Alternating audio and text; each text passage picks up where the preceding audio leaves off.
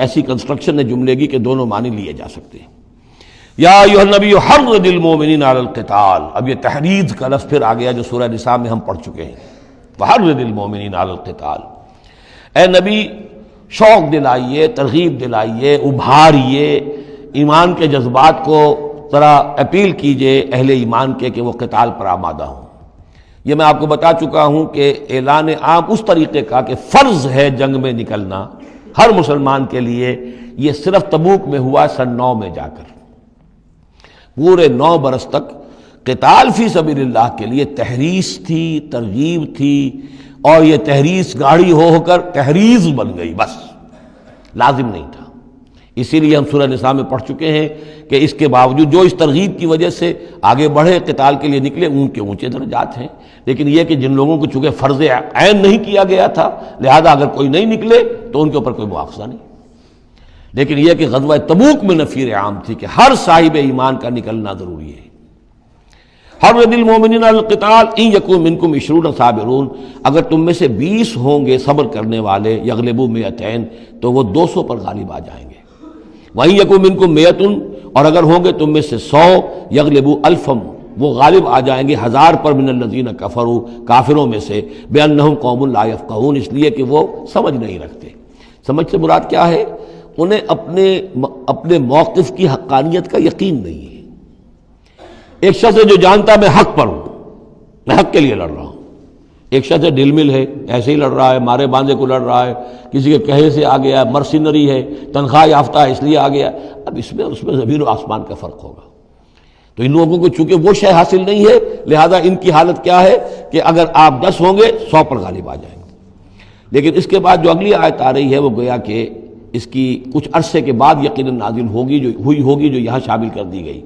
الآن خفف اللہ عنکم، اب اللہ نے تم پر سے تخفیف کر دی ہے، وعلم ان فیکم ضعفا، اور اللہ کے علم میں ہے یہ بات کہ تمہارے اندر کچھ کمزوری آ گئی ہے۔ لیکن یہ کمزوری کیسے آئی ہے اس کو سمجھ لینا چاہیے۔ سابقون الاولون، مہاجرین اور انصار کے اندر کوئی کمزوری نہیں آئی معاذ اللہ، ابو بکر اور عمر میں یا سعد ابن معاذ میں رضی اللہ تعالیٰ عنہ مجمعین، ان میں کوئی کمزوری نہیں آئی۔ لیکن جو نئے مسلمان آ رہے تھے، جن کی ابھی تربیت نہیں ہوئی تھی، اوسط گر رہا ہے۔ ظاہر بات ہے جو نئے لوگوں کی تعداد بڑھ رہی ہے، جن کی تربیت اتنی نہیں ہوئی ہے، جن کے اندر ایمان ابھی اتنا گہرا نہیں اترا ہے، اتنا راسخ نہیں ہوا ہے، تو اس کے حوالے سے اب فرض کیجئے کہ 1000 کے اندر پہلے تو ایسے ہوتے تھے کچے پکے جو ہیں وہ 20 ہیں، 50 ہیں، 100 ہیں، اب یہ ہے کہ ان کی تعداد بڑھتی جا رہی ہے اگر، تو نتیجہ کیا ہوگا کہ اوسط جو ہے وہ گر جائے گی۔ اس اوسط کے اعتبار سے اب تمہارے اندر کچھ کمزوری آ گئی ہے۔ فَإِن يَكُن مِّنكُم 100 صَابِرَةٌ يَغْلِبُوا 200، اب بھی یہ ہے کہ اگر تمہارے اندر 100 ہوں گے کہ جو صبر کرنے والے ہوں گے وہ 200 پر غالب آ جائیں گے۔ وَإِن يَكُن مِّنكُم 1000، اور اگر تم میں سے 1000 ہوں گے، يَغْلِبُوا 2000 بِإِذْنِ اللَّهِ، تو وہ 2000 پر غالب آ جائیں گے اللہ کے اذن سے۔ وَاللَّهُ مَعَ الصَّابِرِينَ، اور یقیناً اللہ صبر کرنے والوں کے ساتھ ہے۔ مَا كَانَ لِنَبِيٍّ أَن يَكُونَ لَهُ أَسْرَىٰ، اب یہ ایک اور بہت نازک معاملہ ہوا جو غزوہ بدر کے بعد، کہ وہ جو 70 قیدی پکڑے گئے ان کا کیا کیا جائے۔ جو قریش کے 70 قیدی، اب اس کی ایک شکل تو یہ تھی، مشاورت کی حضور نے، حضرت ابو بکر کی ایک رائے تھی، حضور کی اپنی رائے بھی وہی تھی، اس لیے کہ جو مزاج حضور کا تھا، آپ شفیق، نرم، رؤوف، رقیق القلب، یہی معاملہ حضرت ابو بکر کا تھا۔ حضرت عمر تھے سخت، اشدہم فی امر اللہ عمر، حضرت عمر کی یہ رائے تھی کہ ان سب کو قتل کر دینا چاہیے، اگر ہم نے فدیہ لے کر یا معاف کر دیا، ویسے ہی چھوڑ دیا، یہ پھر دوبارہ آئیں گے، کفر کو تقویت حاصل ہوگی۔ تو اس کو تو جب تک کہ کفر کی کمر ٹوٹ نہ جائے، یہ سانپ جو ہے جب تک کہ پوری طرح کچلا نہ جائے، اس وقت تک جو ہے ہمیں کوئی نرمی نہیں کرنی چاہیے، بلکہ وہ اس حد تک تھے کہ ہم میں سے یہ جو قیدی آئے ہیں جو ان کے قریب ترین عزیز ہوں، بس مہاجرین کے اندر وہ لوگ موجود تھے، قریش کے جو لوگ پکڑے گئے ہیں، تو مہاجر جو تھے یہاں صحابہ کرام وہ بھی تو قرشی تھے، تو اپنے قریب ترین عزیزوں کو اپنے ہاتھ سے قتل کریں۔ یہ حضرت عمر کی رائے تھی۔ حضور صلی اللہ علیہ وسلم کی رائے اور حضرت ابو بکر کی رائے بھی یہ تھی کہ نہیں، نرمی کی جائے، فدیہ لے کر چھوڑ دیا جائے۔ فیصلہ ہو گیا، اس پر عمل ہو گیا، لیکن پھر جو یہ آیت اتری ہے یہ پھر بہت سخت ہے، اس میں اس فیصلے کو غلط قرار دیا گیا، اگرچہ فیصلہ ہو گیا ٹھیک ہے، لیکن یہ کہ اس کے اوپر گرفت ہوئی ہے کہ یہ نہیں ہونا چاہیے تھا۔ یہ مضمون بنیادی طور پر یہ سورہ محمد میں آئے گا صلی اللہ علیہ وسلم، اور وہاں تفصیل کے ساتھ اس کی پوری بات آ چکی ہے۔ اور چونکہ سورہ محمد سورہ بقرہ سے بھی پہلے نازل ہو چکی تھی، سورۃ القتال، اس حوالے سے یہ بات جو ہے بہت اہم ہے کہ اس میں یہ قاعدہ قانون آ چکا تھا، اس کے باوجود اس بات کا ہو جانا یہ گویا کہ ایک طرح سے ایک کوتاہی ہوئی ہے، وقتی طور پر نظر انداز ہو گیا اللہ تعالیٰ کا مستقل حکم۔ ما کان لنبی ان یکون لہ اسرا، کسی نبی کے لیے یہ جائز نہیں ہے کہ اس کے پاس قیدی ہوں، حتی یسخن فی الارض،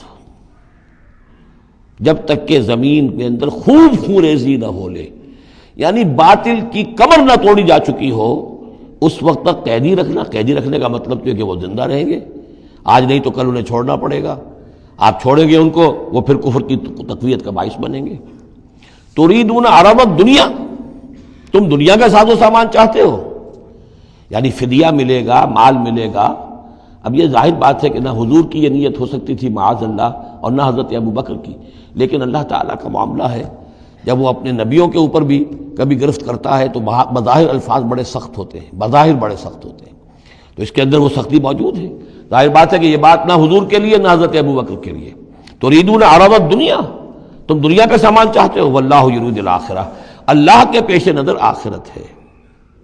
سورہ محمد کی آیت نمبر 4 میں یہ پورا قانون آئے گا، ہم وہاں پڑھ لیں گے۔ واللہ عزیز حکیم، اور اللہ تعالی عزیز اور حکیم ہے۔ لولا کتاب من اللہ سبقہ، اگر نہ ہوتی بات اللہ کی طرف سے جو پہلے سے آ چکی تھی، یعنی سورہ محمد کی آیت نمبر 4، اس میں ایک امکان نکلتا تھا اس کی تعبیر کا، اگرچہ تعبیر کے اندر میرے نزدیک غلطی ہوئی ہے، لیکن پھر بھی ایک اس کے اندر امکان موجود تھا جس کو کہ استعمال کیا ہے محمد الرسول اللہ صلی اللہ علیہ وسلم سے۔ لولا کتاب من اللہ سبقہ، اگر یہ اللہ تعالیٰ کی طرف سے بات پہلے سے طے نہ ہو چکی ہوتی، لمسکم فیما اخذتم عذاب عظیم، تو جو کچھ تم نے یہ فدیہ وغیرہ لیا ہے اس پر تم پر بڑا سخت عذاب آتا۔ قانون ہم سورہ محمد میں پڑھیں گے کہ وہ کیا تھا، اور اس کی انٹرپریٹیشن کے اندر یہاں حضور نے کس جگہ سے گنجائش نکالی۔ دیکھیے ہوتا یہ ہے کہ آپ کا رجحان نرمی کا ہے تو آپ ایک ہی بات کے اندر سے نرم پہلو نکال لیں گے، جیسے کہ میں نے عرض کیا تھا کہ جو لوگ کے سنتے ہیں الذین یستمعون القول فیتبعون احسن، وہ لوگ کہ جو کسی بات کو سن کر پھر پیروی کرتے ہیں اس میں سے بہترین کی، جو بھی اس میں اعلیٰ ترین درجہ ہے اس تک پہنچنے کی کوشش کرتے ہیں۔ لیکن طبیعت کے اندر اگر نرمی تھی تو اس نرمی کی وجہ سے حضور نے اس کے اندر ایک اپنے لیے گنجائش نکال لی، لیکن چونکہ اس آیت کے اندر وہ گنجائش واقعتاً موجود ہے، لہذا فرمایا اگر وہ نہ ہوا ہوتا، لولا کتاب من اللہ سبقہ، اگر وہ آیت پہلے نازل نہ ہو چکی ہوتی، لمسکم فیما اخذتم عذاب عظیم، تو تم پر جو بھی تم نے لیا ہے یہ فدیہ وغیرہ، اس پر تم پر بڑی سخت پکڑ ہوتی اور عذاب آتا۔ روایات میں آتا ہے کہ حضور بھی اور حضرت ابو بکر بھی دونوں پھر اس آیت کے نزول کے بعد روتے رہے ہیں کہ ہم سے یہ خطا ہوئی ہے۔ بہرحال خطا اجتہادی ہے، کوئی غلط اس طرح کی نہیں ہے کہ کسی صریح حکم کی خلاف ورزی کی گئی ہو، وہ یہ ہے کہ جو بھی اس میں رعایت رکھی گئی تھی اس کو آپ نے اپنے اجتہاد سے اس کے اندر سے جو بھی نرمی کا پہلو تھا وہ نکال دیا۔ فَكُلُوا مِمَّا غَنِمْتُمْ حَلَالًا طَيِّبًا، تو اب کھاؤ جو تمہیں ملا ہے غنیمت۔ غنیمت میں وہ بھی ہے جو عین جنگ کے موقع پر مال غنیمت ملا، اور جو فدیہ اب مل رہا ہے وہ بھی غنیمت ہے۔ حلال طیبہ، کھاؤ، اس میں کوئی اب تمہیں ہچکچاہٹ نہ ہو، حلال اور طیب ستھرا۔ واتقوا اللہ، اللہ کا تقوی اختیار کرو، ان اللہ غفور رحیم، یقیناً اللہ تعالیٰ بخشنے والا رحم فرمانے والا ہے۔